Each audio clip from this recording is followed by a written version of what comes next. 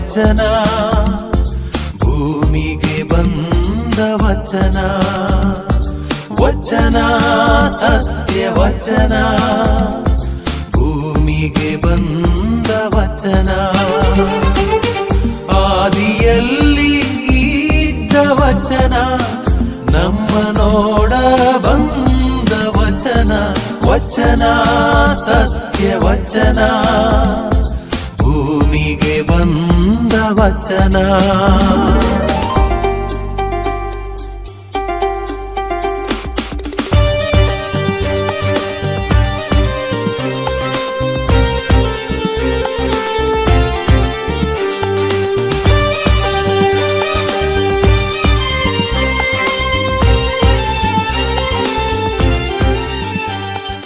ಪ್ರಿಯರೇ, ವಚನಾಮೃತ ಕಾರ್ಯಕ್ರಮಕ್ಕೆ ನಿಮ್ಮೆಲ್ಲರನ್ನು ಸ್ವಾಗತಿಸುತ್ತೇನೆ.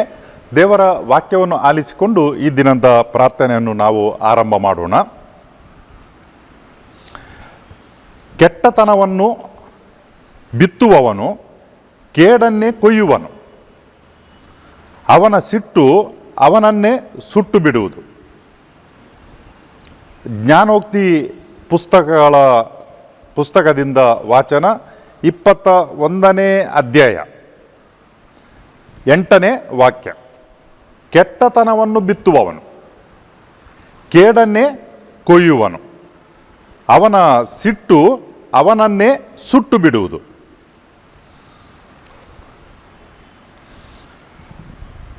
ನಮ್ಮ ಸುತ್ತಮುತ್ತ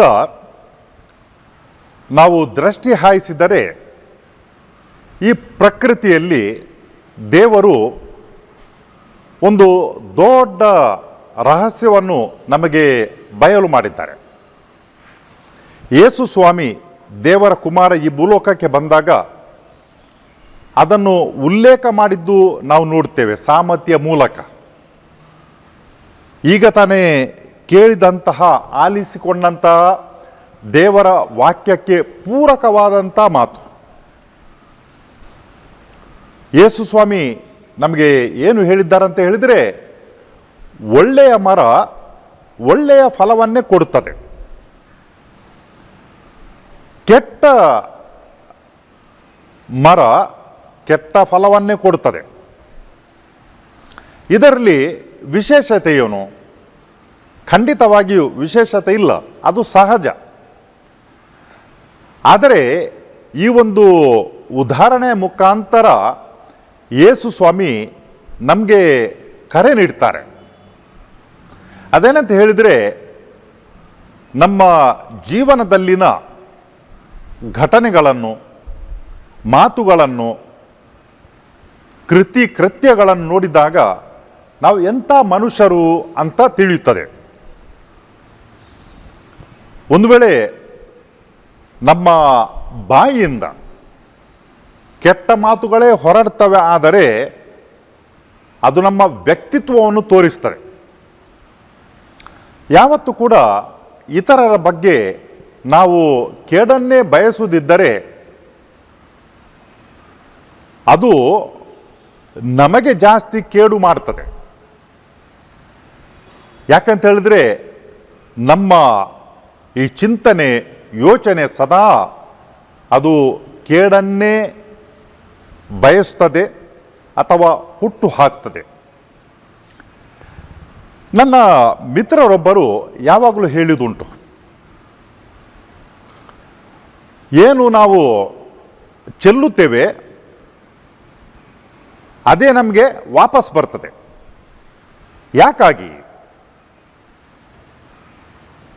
ಈ ಪ್ರಕೃತಿ ಅದು ಗೋಳಾಕಾರದಲ್ಲಿದೆ, ಅದು ಸುತ್ತಿ ಸುತ್ತಿ ಬರ್ತದೆ. ಅದಕ್ಕಾಗಿ ನಾವು ಏನನ್ನು ಬಿಸಾಕ್ತೇವೆ ಅದು ವಾಪಸ್ ನಮಗೇನೆ ಬರ್ತದೆ. ಹಲವಾರು ವಿಚಾರಗಳಲ್ಲಿ ಅದನ್ನು ನಾವು ನೋಡ್ಬೋದು. ಕೆಟ್ಟತನವನ್ನು ಬಿತ್ತುವವನು ಕೇಡನ್ನೇ ಕೊಯ್ಯುವನು. ನಾವೊಂದು ವೇಳೆ ನಮ್ಮ ಪರಿಸರದಲ್ಲಿ ಈ ಕಸ ಕಡ್ಡಿ ಅಥವಾ ತ್ಯಾಜ್ಯಗಳನ್ನು ನಾವು ಬಿಸಾಡಿದರೆ ನಮಗೆ ಎಂತಹ ಪರಿಸರ ಸಿಗ್ತದೆ? ಅದೇ ಪರಿಸರ. ನಾವು ಏನನ್ನು ಬಿಸಾಕ್ತೇವೆ ಅದೇ ನಮ್ಮ ಸುತ್ತಮುತ್ತಲಲ್ಲಿ ನಮ್ಮ ಕಣ್ಣೆದುರಲ್ಲಿ ಇರ್ತದೆ. ಒಂದು ವೇಳೆ ಪರಿಸರವನ್ನು ಸ್ವಚ್ಛ ಇಟ್ಟರೆ ನಮಗೆ ಉತ್ತಮ ಪರಿಸರ ನೋಡಲಿಕ್ಕೆ ಸಿಗ್ತದೆ.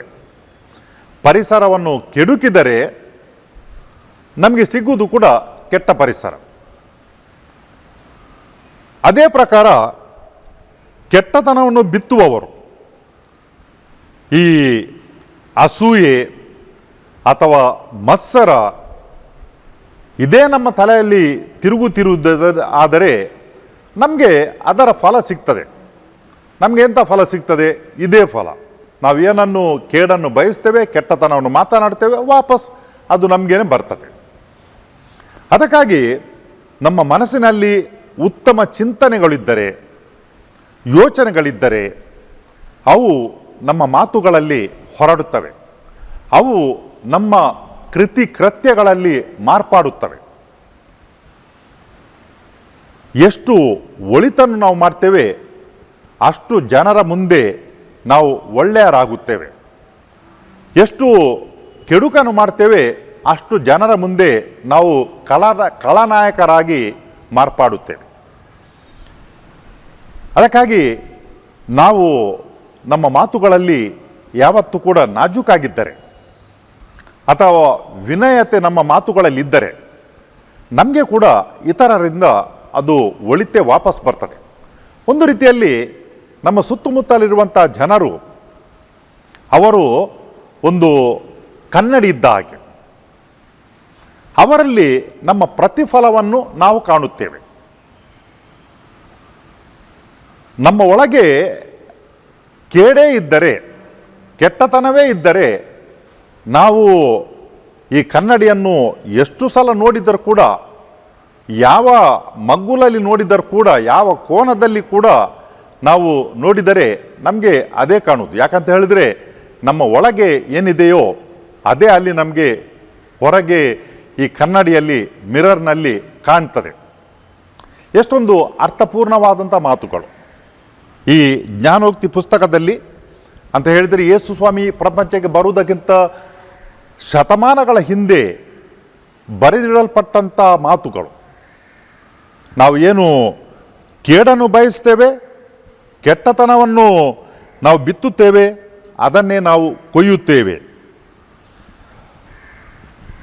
ನಾವು ಸಿಟ್ಟಿನ ಮನುಷ್ಯರಾಗಿದ್ದರೆ ನಾವು ಇತರರಿಂದ, ಬೇರೆ ಜನರಿಂದ ಈ ಸೌಮ್ಯತೆ ಅಥವಾ ಗೆಳೆತನವನ್ನು ಹೇಗೆ ಬಯಸಲಿಕ್ಕೆ ಸಾಧ್ಯ? ಆಗಲ್ಲ. ಅದಕ್ಕಾಗಿ ಒಂದು ವೇಳೆ ನಾವು ನೆಮ್ಮದಿಯಿಂದ ಇರಬೇಕಂತ ನಮ್ಮ ಮನಸ್ಸಿನಲ್ಲಿ ಇದ್ದರೆ, ಸಮಾಧಾನ ಬೇಕು, ಶಾಂತಿ ಬೇಕು ಅಂತ ನಮ್ಮ ಮನಸ್ಸಿನಲ್ಲಿದ್ದರೆ ನಾವು ಶಾಂತಿ ಪ್ರಿಯರಾಗಿರಬೇಕು, ನಾವು ಸಮಾಧಾನದ ಮನುಷ್ಯರಾಗಿರಬೇಕು. ಅದಕ್ಕಾಗಿ ನಾವು ಏನನ್ನು ನೀಡುತ್ತೇವೆ ಅದನ್ನು ನಾವು ಪಡೆಯುತ್ತೇವೆ. ನಾವು ಒಳಿತನ್ನು ಪಡೆಯಬೇಕಿದ್ರೆ ಒಳಿತನ್ನು ನೀಡಬೇಕು, ಒಳಿತನ್ನು ಕೇಳಬೇಕಿದ್ರೆ ಒಳಿತನ್ನು ನುಡಿಬೇಕು. ಏನು ಬಿತ್ತುತ್ತೇವೆ ಅದನ್ನೇ ನಾವು ಕೊಯ್ಯುತ್ತೇವೆ. ಅದನ್ನೇ ಉಲ್ಲೇಖಿಸಿ ಯೇಸು ಸ್ವಾಮಿ ಈ ಮಾತುಗಳನ್ನು ನಮಗೆ ಹೇಳಿತು. ಒಳ್ಳೆಯ ಮರ ಒಳ್ಳೆಯ ಫಲವನ್ನು ಕೊಡ್ತದೆ, ಕೆಟ್ಟ ಮರ ಕೆಟ್ಟ ಫಲವನ್ನೇ ಕೊಡ್ತದೆ. ನಾವು ಯಾವ ರೀತಿಯ ವ್ಯಕ್ತಿಗಳು, ನಮ್ಮ ಮಾತು ನುಡಿಗಳಲ್ಲಿ, ಕೃತ್ಯಗಳಲ್ಲಿ ಅದು ಕಾಣ ಸಿಗುತ್ತದೆ. ಮುಂದಕ್ಕೆ ನಾವು ನೋಡ್ತೇವೆ 10ನೇ ವಾಕ್ಯದಲ್ಲಿ, ಜ್ಞಾನೋಕ್ತಿ ಪುಸ್ತಕ 22ನೇ ಅಧ್ಯಾಯ 10ನೇ ವಾಕ್ಯ. ಕುಚೋದ್ಯನನ್ನು ಓಡಿಸಿಬಿಟ್ಟರೆ ಜಗಳ ನಿಲ್ಲುವುದು, ವ್ಯಾಜ್ಯ ಮುಗಿಯುವುದು, ನಿಂದೆ ಅವಮಾನ ಇಲ್ಲದಾಗುವುದು. ಒಂದೊಂದು ಪದಗಳು ಅದರಲ್ಲಿ ಶತಮಾನಗಳ ಅನುಭವ ಅಡಗಿ ಉಂಟು. ಕುಚೋದ್ಯನನ್ನು ಓಡಿಸಿಬಿಟ್ಟರೆ ಜಗಳ ನಿಲ್ಲುವುದು, ವ್ಯಾಜ್ಯ ಮುಗಿಯುವುದು, ನಿಂದೆ ಅವಮಾನ ಇಲ್ಲದಾಗುವುದು. ಇದು ಹೇಗೆ ಅಂತ ಹೇಳಿದರೆ, ಈ ಮೂಲವನ್ನು ನಾವು ಅರಿತರೆ ಅದರಿಂದ ಬರಬಹುದಾದಂತಹ ಇತರ ವಿಷಯಗಳನ್ನು ನಾವು ಅಲ್ಲಿಯೇ ಮುಗಿಸಿಬಿಡಲಿಕ್ಕೆ ಸಾಧ್ಯ. ಕುಚೋದ್ಯ ಮಾಡುವವರು ಯಾವತ್ತೂ ಕೂಡ ಮನಸ್ಸಿನಲ್ಲಿ ಇದೇ ರೀತಿ ಯೋಚನೆ ಮಾಡೋದು, ಅಂಥ ಮನುಷ್ಯರ ಹತ್ರ ಕೂತ್ಕೊಂಡ್ರೆ ನಮ್ಮ ಮನಸ್ಸಿಗೆ ವೇದನೆ ಆಗ್ತದೆ. ಅದು ಕೇಳಿ ಕೇಳಿ ಒಂದು ರೀತಿಯಲ್ಲಿ ಅಸಹ್ಯ ಹುಟ್ಟುತ್ತದೆ. ಯಾವಾಗಲೂ ಕೂಡ ಪೆಸ್ಸಿಮಿಸಮ್, ನೆಗೆಟಿವಿಸಮ್ ಅಂತ ಹೇಳಿದರೆ ಋಣಾತ್ಮಕ ಮಾತುಗಳೇ, ಋಣಾತ್ಮಕ ಚಿಂತನೆಗಳೇ ಯಾವತ್ತೂ ಕೂಡ ಇದ್ದರೆ ಎಲ್ಲಿ ನೆಮ್ಮದಿ ಇರಲಿಕ್ಕೆ ಸಾಧ್ಯ? ಅದಕ್ಕಾಗಿ ನಾವು ಒಂದು ವೇಳೆ ಅಸಮಾಧಾನದಿಂದ ಇದ್ದರೆ ಅಥವಾ ನಮ್ಮ ಮನಸ್ಸಿನಲ್ಲಿ ಶಾಂತಿಯನ್ನು ನಾವು ಅನುಭವಿಸದೇ ಇದ್ದರೆ, ಅಶಾಂತಿಯೇ ಉಂಟು ಯಾವತ್ತೂ ಕೂಡ. ಉಲ್ಲಾಸರಾಗಿಲ್ಲ ನಾವೇನು ಮಾಡಬೇಕಂತ ಹೇಳಿದರೆ ತುಸು ಹೊತ್ತು ಕೂತ್ಕೊಂಡು ಯೋಚನೆ ಮಾಡಬೇಕು, ನೋಡಬೇಕು. ಏನಂತ ಹೇಳಿದರೆ ಏನು ಯೋಚನೆ ಮಾಡಬೇಕು? ನಮ್ಮ ಪರಿಸರದಲ್ಲಿರುವಂತಹ ವ್ಯಕ್ತಿಗಳು ಯಾವ ತರಹದ ವ್ಯಕ್ತಿಗಳು, ಅವರಲ್ಲಿ ಸಾಂತ್ವನ ನೀಡುವಂಥ ಶಕ್ತಿ ಇದೆ. ನಾವು ಅವರ ಹತ್ರ ಮಾತನಾಡುವಾಗ ಅವರು ಯಾವ ರೀತಿ ಸ್ಪಂದಿಸುತ್ತಾರೆ. ಕೆಲವು ಸಾರಿ ನಮಗೆ ಖುಷಿ ಆಗ್ತದೆ ಯಾರ ಹತ್ರ ಮಾತನಾಡಲಿಕ್ಕೆ, ನಾವು ಹೇಳಿದ್ದನ್ನು ಎಲ್ಲವನ್ನು ಒಪ್ಪಿಕೊಂಡು ನಮಗೆ ಸೈ ಅನ್ನುತ್ತಾರೆ. ಅಂಥವರ ಹತ್ರ ಕೂತ್ಕೊಂಡು ಮಾತನಾಡುವಾಗ ನಮಗೆ ಒಳ್ಳೆಯದಾಗ್ತದೆ. ಯಾಕಂತ ಹೇಳಿದರೆ ನಾವು ಏನು ಹೇಳಿದರೂ ಕೂಡ ಅವರು ಸೈ ಅನ್ನುತ್ತಾರೆ, ಅಲ್ಲಿ ತಪ್ಪಿ ಬೀಳ್ತೇವೆ. ನಮ್ಮಲ್ಲಿ ಸ್ವಲ್ಪ ವಿವೇಚನೆ ಇರಬೇಕು. ನಾವು ಮಾತನಾಡುವಾಗ ಈ ವ್ಯಕ್ತಿಗಳು ಹೇಳಿದ ಪ್ರತಿಯೊಂದಕ್ಕೆ ಕೂಡ ಅವರು ಸೈ ಅನ್ನುತ್ತಾರಾದರೆ ಅವರು ನಮ್ಮ ನಿಜ ಮಿತ್ರರಲ್ಲ. ನಾವು ತಪ್ಪು ಹೇಳಿದರೂ ಕೂಡ ಅವರು ಸೈ ಅನ್ನುತ್ತಾರೆ.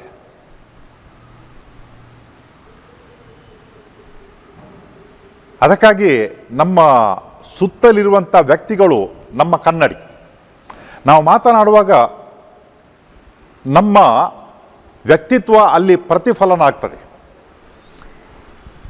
ನಾವು ಹೇಳುವಾಗ ಇತರರು ನಮಗೆ ಏನಾದರೂ ತಿದ್ದುಪಡಿ ಮಾಡಿದರೆ ಆಗ ಆ ವ್ಯಕ್ತಿಗಳು ನಿಜವಾದಂಥ ಕಾಳಜಿಯುಳ್ಳಂಥ ವ್ಯಕ್ತಿಗಳು.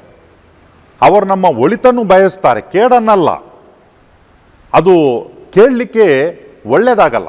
ಯಾಕಂತ ಹೇಳಿದರೆ ಅವರು ಕೂಡ ನಮ್ಮ ವೈರಿಗಳೇನು ಎಂಬ ಒಂದು ಭಾವನೆ ಬರ್ತದೆ. ನಾವು ಹೇಳಿದ್ದಕ್ಕೆ ಅವರು ಸೈ ಅನ್ನಲಿಲ್ಲ, ಬದಲಾಗಿ ಅವರು ನಮಗೆ ಏನು ತಿದ್ದುಪಡಿ ಮಾಡ್ತಾರೆ, ಏನು ಅವರು ನಮ್ಮ ವೈರಿಗಳು ಎಂಬ ಒಂದು ಭಾವನೆ ಬರ್ತದೆ.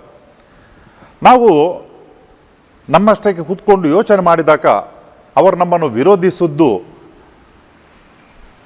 ನಾವು ಅವರಿಗೆ ಇಷ್ಟಪಡುವುದಿಲ್ಲ ಎಂಬುದಕ್ಕಾಗಿಯೋ ಅಥವಾ ನಾವು ಹೇಳಿದಂಥ ವಿಷಯ ಅದು ಸರಿಯಲ್ಲವೋ ಎಂಬ ವಿಚಾರವನ್ನು ನೋಡಿ ನಾವು ಸ್ವಲ್ಪ ಅವಲೋಕನ ಮಾಡಿದರೆ ನಮಗೆ ತಿಳಿಯುತ್ತದೆ.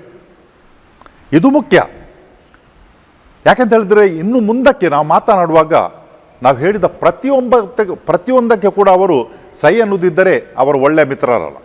ಒಂದು ವೇಳೆ ಅವರು ಎಲ್ಲಿ ಸರಿ ಉಂಟು ಅದಕ್ಕೆ ಸೈ ಅನ್ನುತ್ತಾರೆ, ಹುರಿದುಂಬಿಸ್ತಾರೆ, ಉತ್ತೇಜನ ನೀಡುತ್ತಾರೆ. ಯಾವಾಗ ನಾವು ಹೇಳಿದ್ದು ಸರಿಯಲ್ಲ ಅಂಥ ಸಂದರ್ಭದಲ್ಲಿ ಒಂದೇ ನೇರವಾಗಿ ಅಥವಾ ಇನ್ಯಾವುದೋ ರೀತಿಯಲ್ಲಿ ಅವರು ನಮಗೆ ಕರೆಕ್ಷನ್ ಅಥವಾ ತಿದ್ದುಪಡಿ ಮಾಡ್ತಾರಾದರೆ ನಿಜವಾದ ಮಿತ್ರರು, ಅವರು ನಿಜವಾದಂಥ ಮಿತ್ರರು. ಅದಕ್ಕಾಗಿ ನಮ್ಮ ಸಹವಾಸ ಯಾರ ಒಂದಿಗೆ ಇದೆ, ನಮಗೆ ಖುಷಿ ಆಗ್ತದೆ ಇತರರು ಮಾತನಾಡಿದ್ದು. ಅದಕ್ಕಾಗಿ ಅವರ ಜೊತೆ ಅವರ ಸಹವಾಸ ನಮಗೆ ಸರಿ ಹೊಂದುತ್ತದೆ. ಅದಕ್ಕಾಗಿ ನಾವು ಅವರ ಜೊತೆಯಲ್ಲಿ ಇರಲಿಕ್ಕೆ ಬಯಸ್ತೇವೆ. ಆದರೆ ಅದು ನಮಗೆ ಒಳಿತಲ್ಲ. ಯಾಕಂತ ಹೇಳಿದರೆ ನಮಗೆ ಅದು ತಪ್ಪು ದಾರಿಯಲ್ಲಿ ಕೊಂಡು ಹೋಗ್ತದೆ. ಅಂಥ ವ್ಯಕ್ತಿಗಳನ್ನು ನಾವು ಅವರನ್ನು ದ್ವೇಷಿಸಬೇಕೆಂಬುದಲ್ಲ. ಆದರೆ ಏನು ಮಾಡಬೇಕಂತ ಹೇಳಿದರೆ ದೂರಕ್ಕಿಡಬೇಕು, ಅವರನ್ನು ದೂರಕ್ಕಿಡಬೇಕು. ಅಂಥ ಸಂದರ್ಭದಲ್ಲಿ ಏನಾಗ್ತದೆ ಅಂತ ಹೇಳಿದರೆ ಕೆಟ್ಟ ಸಹವಾಸದಿಂದ ದೂರ ಇದ್ದರೆ ಹಲವಾರು ಕೆಟ್ಟತನದಿಂದ ನಮ್ಮನ್ನು ನಾವು ರಕ್ಷಿಸಿಕೊಳ್ಳಲಿಕ್ಕೆ ಆಗ್ತದೆ. ಜಗಳ ಇರಬಹುದು, ಇತರರ ಬಗ್ಗೆ ಕೆಟ್ಟತನವನ್ನು ಬೆಳೆಸುವುದು, ಅದೆಲ್ಲದಿಂದ ನಾವು ದೂರ ಇರಲಿಕ್ಕೆ ಸಾಧ್ಯ. ಜನರು ಏನು ಮಾಡ್ತಾರೆ ಅಂತ ಹೇಳಿದರೆ ಅವರಿಗೆ ಯಾರ ಬಗ್ಗೆ ಒಳಿತು ಇಲ್ಲವೋ ಅಥವಾ ಸಮಾಧಾನ ಇಲ್ಲವೋ ಅಂಥವರ ಬಗ್ಗೆ ಅವರು ಕೆಟ್ಟದ್ದನ್ನು ಮಾತನಾಡ್ತಾರೆ. ಆಗ ನಾವು ಅವರ ಜೊತೆಯಲ್ಲಿ ಕೂತ್ಕೊಂಡು ಎಲ್ಲವನ್ನು ಕೇಳುತ್ತಾ ಏನು ಕೂಡ ಅವರಿಗೆ ವಿರೋಧ ಮಾಡದೆ ಹೇಳದೇ ಇದ್ದರೆ ಅವರ ಜೊತೆ ನಾವು ಕೂಡ ಪಾಲುದಾರರಾಗ್ತೇವೆ. ಅದರಿಂದ ನಾವು ದೂರ ಇರಬೇಕು. ಯಾವ ರೀತಿ ನಾವು ಹೇಳಿದ್ದಕ್ಕೆ ಪ್ರತಿಯೊಂದಕ್ಕೆ ಸೈ ಎನ್ನುವವರ ಜೊತೆ ನಾವು ಇರುವುದು ಸರಿಯಲ್ಲವೋ ಅದೇ ಪ್ರಕಾರ ಇತರ ಜನರು ನಮ್ಮಲ್ಲಿ ಮಾತನಾಡುವಾಗ ನಾವು ಸುಮ್ಮನೆ ಇದ್ದು ಸಹಮತ ತೋರಿಸಿದರೆ ನಾವು ಕೂಡ ಅಷ್ಟೇ ತಪ್ಪಿತಸ್ಥರಾಗ್ತೇವೆ. ಅದಕ್ಕಾಗಿ ಏನು ಮಾಡಬೇಕಂತ ಹೇಳಿದರೆ ನಾವು ಅಂಥವರಿಂದ ದೂರ ಇದ್ದರೆ ಸರಿ. ಅಥವಾ ನಾವು ಏನು ಮಾಡಬೇಕಂತ ಹೇಳಿದ್ರೆ ನಮ್ಮ ಮನಸ್ಸಿನಲ್ಲಿ ಅದು ನಮಗೆ ತಿಳಿತದೆ, ಏನು ಇವರು ಹೇಳ್ತಾರೆ ಏನು ಮಾಡ್ತಾರೆ ಸರಿಯಲ್ಲ. ನಾವು ಕಣ್ಣು ಮುಚ್ಚಿ ಕುಳಿತುಕೊಂಡ್ರೆ ನಾವು ಕೂಡ ಅದಕ್ಕೆ ಸಹಮತ ಕೊಟ್ಟ ಹಾಗೆ ಆಗ್ತದೆ. ಅದರಿಂದ ದೂರಕ್ಕೆ ಇದ್ದಷ್ಟು ಒಳ್ಳೆಯದು. ಯಾರ ಮನಸ್ಸು ನೋಯ್ತದೆ ಅಂತ ನಾವು ಸುಮ್ಮನಿದ್ದರೆ ಏನು ಮಾಡ್ತೇವೆ ಅಂತ ಹೇಳಿದ್ರೆ ನಾವು ಅವರ ಮನಸ್ಸಿನಲ್ಲಿ ಏನುಂಟು, ಅವರು ಏನು ಮಾಡ್ತಾರೆ ಅದಕ್ಕೆ ನಮ್ಮ ಸಹಮತ ಉಂಟಂತ ನಾವು ತೋರಿಸಿಕೊಟ್ಟ ಹಾಗೆ ಆಗ್ತದೆ. ಅದಕ್ಕಾಗಿ ಅಂಥದ್ದರಿಂದ ದೂರ ಇದ್ದು ನಮ್ಮನ್ನು ನಾವು ಅವರ ಜೊತೆ ಒಂದಾಗಲಿಕ್ಕೆ ಬಿಡಬಾರ್ದು. ನಮಗೆ ಒಂದು ಅಂತಃಕರಣ ಇರಬೇಕು. ಕೆಲವು ಬಾರಿ ಏನಾಗ್ತದೆ ನೋಡಿ, ಮಾತನಾಡ್ತೇವೆ ಮತ್ತು ಆ ವ್ಯಕ್ತಿ ಹೋದ ಮೇಲೆ ಇನ್ನೊಬ್ಬರ ಹತ್ರ ಹೇಳ್ತೇವೆ, ನನಗೇನೂ ಸರಿ ಕಾಣಲಿಲ್ಲ ಅಂತ ಹೇಳ್ತೇವೆ ಇನ್ನೊಬ್ಬರ ಹತ್ರ. ಏನು ಪ್ರಯೋಜನ ಆಗಲ್ಲ. ಎಲ್ಲಿ ಯಾರ ಹತ್ರ ಹೇಳಬೇಕೋ ಅಂಥವರ ಹತ್ರ ಹೇಳಬೇಕು. ಕೆಲವು ಸಮಯದ ಹಿಂದೆ ನಾನೊಂದು ಸಂಭ್ರಮದಲ್ಲಿ ಪಾಲ್ಗೊಳ್ಳಲಿಕ್ಕೆ ಹೋಗಿದ್ದೆ. ಅಲ್ಲಿ ಒಂದು ಘಟನೆ ನಡೆಯಿತು. ಏನಂತ ಹೇಳಿದರೆ ಈ ಛಾಯಾಗ್ರಹಣ ಮಾಡುವಂಥದ್ದು. ಅಲ್ಲಿ ದೇವಾಲಯದ ಮುಂದೆ ಇರುವುದರ ಬದಲಿಗೆ ಬೇರೊಂದು ಕಡೆಯಲ್ಲಿ ಇರಲಿಕ್ಕೆ ನಮ್ಮನ್ನು ಕರೆದರು. ಅಲ್ಲಿ ಹೋಗುತ್ತಿರುವಾಗ ಜೊತೆಯಲ್ಲಿ ಇರುವಂಥ ಒಬ್ಬರು ಹೇಳಿದರು, ಇದೆಲ್ಲ ಯಾಕೆ ಇಲ್ಲಿ ಮಾಡಿದರೆ ಏನಾಗ್ತದಂತ ಹೇಳಿಕೊಂಡು. ನಾನು ತಕ್ಷಣ ಹೇಳಿದೆ, ನೀವು ನನ್ನ ಹತ್ರ ಹೇಳಿದರೆ ಏನಾದರೂ ಬದಲಾವಣೆ ಆಗ್ತದಾ? ಆಗಲ್ಲ. ನೀವು ಯಾರ ಹತ್ರ ಹೇಳಬೇಕು? ಅವರ ಹತ್ರ ಹೇಳಬೇಕಲ್ವೇ ಅಂತ ಹೇಳಿದಾಗ ಆ ವ್ಯಕ್ತಿ ಸುಮ್ಮನಿದ್ದು ಮುಂದಕ್ಕೆ ನಡೆದು ಹೋದರು. ಇಲ್ಲದಿದ್ದರೆ ಏನಾಗ್ತದೆ, ಅವರು ಹೇಳಿದ್ದು ಅದಕ್ಕೆ ನಾನು ಕೂಡ ಸೇರಿಸ್ತೇನೆ. ಹೌದು, ಯಾಕಾಗಿ ಸುಮ್ಮನೆ ಈ ರೀತಿ ಇಲ್ಲಿ ಇದ್ದರೆ ಏನಾಗ್ತದೆ ಅಂತ ಹೇಳಿದರೆ ಏನು ಒಳಿತಾಗ್ತದೆ? ಏನು ಒಳಿತಾಗಲ್ಲ. ನಾವು ಇನ್ನೊಬ್ಬ ವ್ಯಕ್ತಿಯ ಬಗ್ಗೆ ನಾವು ಏನು ಈ ಋಣಾತ್ಮಕ ಮಾತುಗಳನ್ನು ಆಡ್ತೇವೆ ಹೊರತು ಅದರಿಂದ ಒಳಿತಿಯನ್ನು ಕೂಡ ಬರುವುದಿಲ್ಲ. ಹೆಚ್ಚಾಗಿ ಇದೇ ನಡೀತದೆ. ಯಾರ ಹತ್ರ ಎಲ್ಲಿ ಹೇಳಬೇಕೋ ಅದು ಹೇಳುವುದಿಲ್ಲ, ಬದಲಾಗಿ ಇನ್ಯಾರ ಹತ್ರವೂ ಕೂಡ ಹೇಳ್ತೇವೆ.